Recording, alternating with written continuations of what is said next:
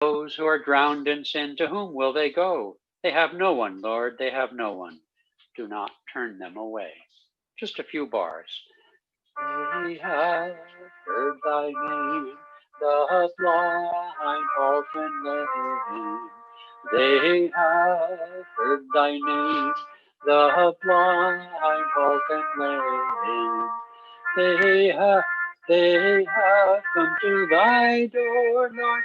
They have come to thy door. Do not turn them away. They have heard thy name, the blind halt and lame. Welcome, friends, to Whispers from Eternity. With that chant, I'll just go ahead and read today's reading. It's number 120 in our book, and it is taken from the theme of this chant. Stricken have heard of thy healing power. They have come to thy door. Wilt thou turn them away empty-handed? Those whose hearts are breaking with sadness and despair, dry their scalding teardrops with thy invisible hand. Those who are lost in delusion, to whom shall they turn but to thee? Lift thine unseen veil of silence and appear in thy overwhelming divine compassion. Before the coming of the dawn of thy presence, all their dark troubles will take wing. Now, this is a very beautiful, very beautiful invocation by the Master, by Paramahansa Yogananda, a prayer for those who are struggling and suffering mentally, physically. My throat is struggling. And yet we see an entire world struggling with this pandemic. But you know, much of the suffering that takes place in human lives is as much emotional and psychological and spiritual as it is physical. You know, I'm sorry. You know, when something happens like an earthquake or even a virus or a forest fire, it's all very impersonal. And you can't really blame anyone particularly. But in our own lives, in our relationships, in our jobs, in all aspects of our life, it's much more personal. It's an issue that comes to us personally. And so we take it personally. And so it is that much of our suffering, in fact, is not so much what happens to us, but how we respond to what happens to us. It's easy, of course, to blame other people, to blame conditions and this kind of thing. Pardon me, I don't know, I just have a tickle in my throat today.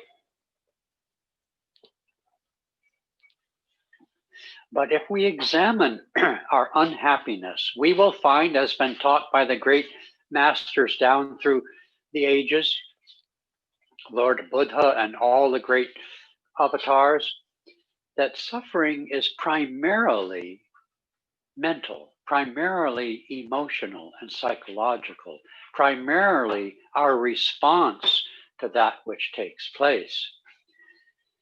You can see in the heroes of life, those who respond to crises, let's say, like you might see in movies, heroes, you can see that our response to circumstances really depends on us. And those who can respond positively, courageously, with vitality and affirmation are more likely to be the victors rather than the victims. And so it's no surprise that the essential teaching of the path to transcendence of suffering has to do with the concentration of the mind and the transcendence of the mind in its reaction to the circumstances of our life.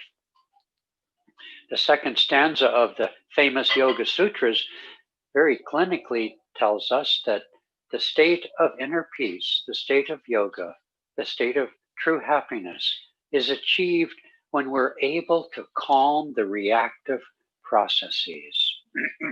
Somebody said something, or we imagine they said something. They said something, we imagine they meant something. We lose our job, whatever it may be, we lose a relationship. It's really our responses to the circumstances. Now, Yoganandaji said that all conditions are neutral. It's our response to things that determine our happiness or unhappiness. If you are happy, nothing can make you unhappy, he would say, and if you are unhappy, nothing can make you happy.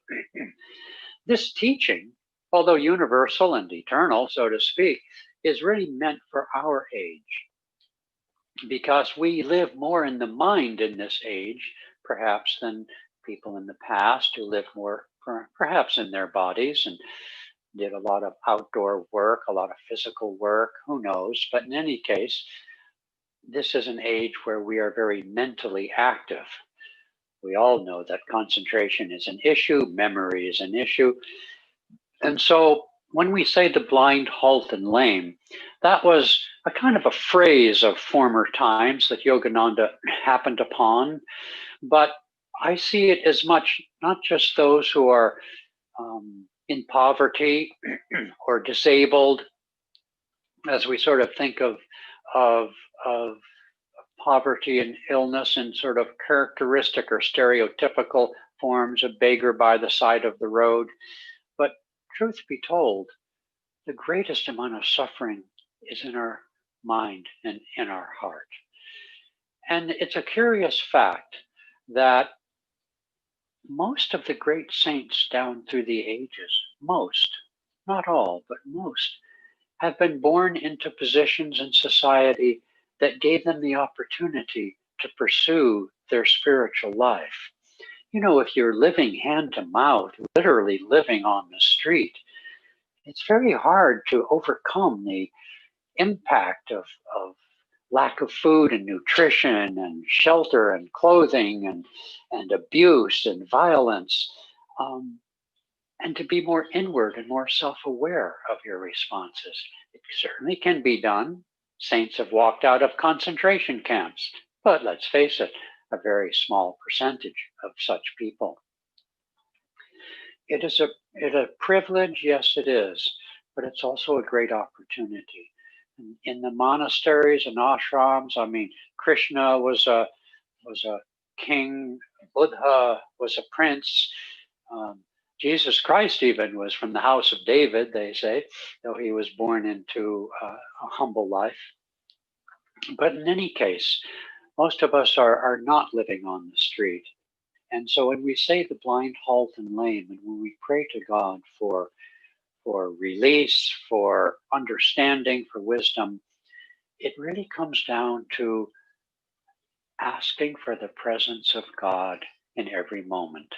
Yogananda said 2 kinds of people turn to God: those who are suffering and those who are seeking God. Obviously, the larger percentage of people are suffering and they seek solace.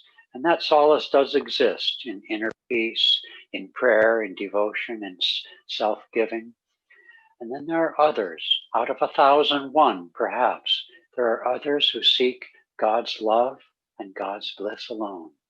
Step by step on the path, blind, halt, or lame, we are inexorably invited by the loving hand of God towards the divine bliss, which is our destiny. Joy to you.